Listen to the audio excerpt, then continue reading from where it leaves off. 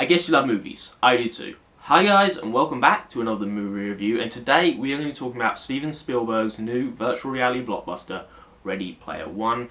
It stars Tye Sheridan, Olivia Cooke, Mark Rylance and Simon Pegg, and many, many others. Now, going into this movie, I was looking forward to it. Obviously, I'm a massive Steven Spielberg fan. I've been doing my favourite movies videos leading up to this movie.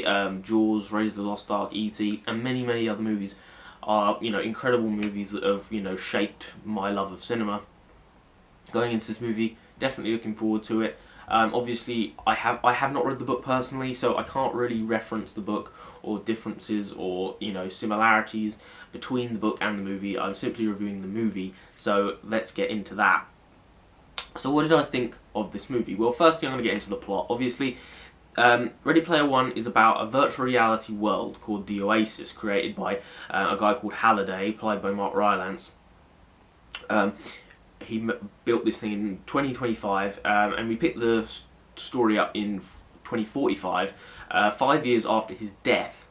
He created a Easter egg inside the Oasis that if one of the gamers in the Oasis finds, they gain the shares and his stock in his company, and a rival company, IOI, and the main villain of the film want to try and win this contest in order to gain supremacy over his business and world domination in a way. So what did I like about Ready Player One? Well, simply, in the Oasis, this movie is super fun. It's an entertaining film.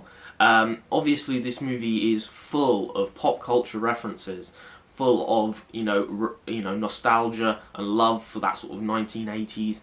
Obviously, that Spielberg was massively important for. But the action specifically in the Oasis is very fun. It's very entertaining. Very action packed. And I definitely enjoyed a lot of the action sequences in the Oasis. I enjoyed the mystery. It was fun and entertaining. I enjoyed a lot of the characters inside the Oasis. I enjoyed Tye Sheridan's character.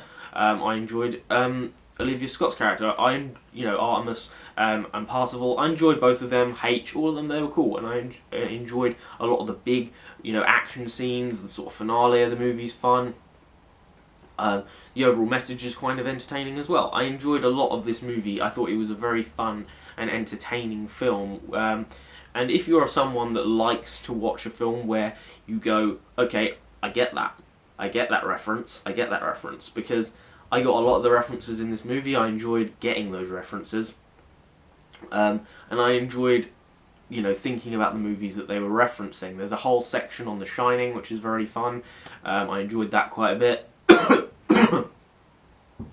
Parzival has the DeLorean from Back to the Future. There's a lot of references to a lot of different movies. And being a movie fan, I did enjoy that part of the movie. I thought that, I enjoyed a lot of the action, or the characters inside the Oasis in this movie. It was a fun time overall, definitely. I enjoyed it. But this leads on to probably my main negatives with Ready Player One. The biggest problem I find with this movie is, firstly, there's a few issues I have. The first half an hour is very exposition heavy. There's a lot of stuff talking to you about the past of the Oasis. Wade, who is Parzival. Wade is his real name in reality. He talks you through all of the history of the Oasis, its creator. All of the different. He sort of glosses over. The real world stuff and sort of goes straight into, the history of the Oasis, which is good because when we end up understanding everything about it and, later on in the story it definitely pays off. It is a little bit long in the tooth when you're first watching it.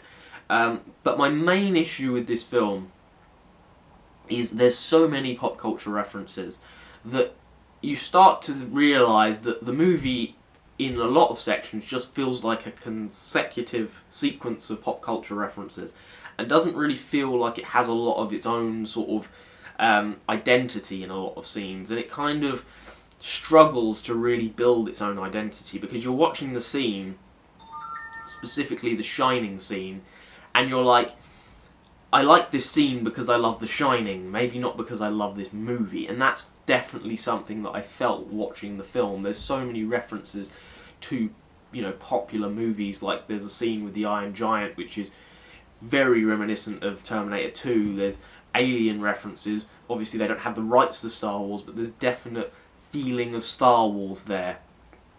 And there's so many different scenes. There's Jurassic Park, there's King Kong, there's so many different pop culture references that you feel like the movie's more like a mishmash of all of popular culture rather than a kind of coherent story of its own, and that's kind of my biggest issue with the film.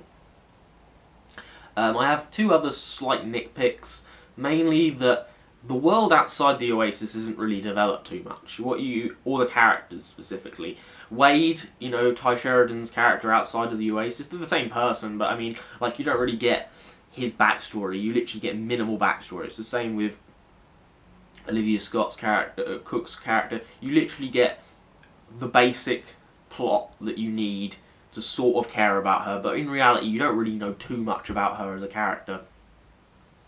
Also, there's a giant Deus Ex Machina in this movie that you will see. I guess it's kind of referenced beforehand, but still, it's incredibly cheap. It's a kind of a massive cheap shot. It's like, okay, so he gets out of this impossible situation using this, you know, this random object. It's kind of annoying, but it's there. Ready Player One is a good movie. It's fun, it's entertaining, more or less all of the time you're watching it. I'm sufficiently entertained through the entire film. It's visually stunning. It has some decent performances. Technically, it's absolutely brilliant. And it has a lot of pop culture references that I enjoy, and I respect that reference. I like it. I am a big fan of popular culture.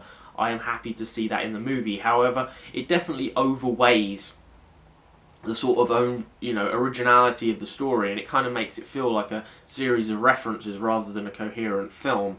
There are a few things it misses out. It's a little exposition heavy at times.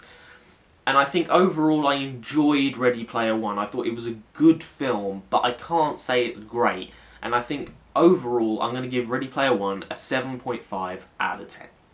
So there you go, there's my review of Ready Player One. Hopefully you enjoyed. If you did, like, subscribe, drop your comments down in the section below. What's your favourite Steven Spielberg movie? What did you think of Ready Player One? If you've seen it already, let me know in the comments section below. And hopefully you enjoyed this video, and hopefully I'll see you next time. Goodbye.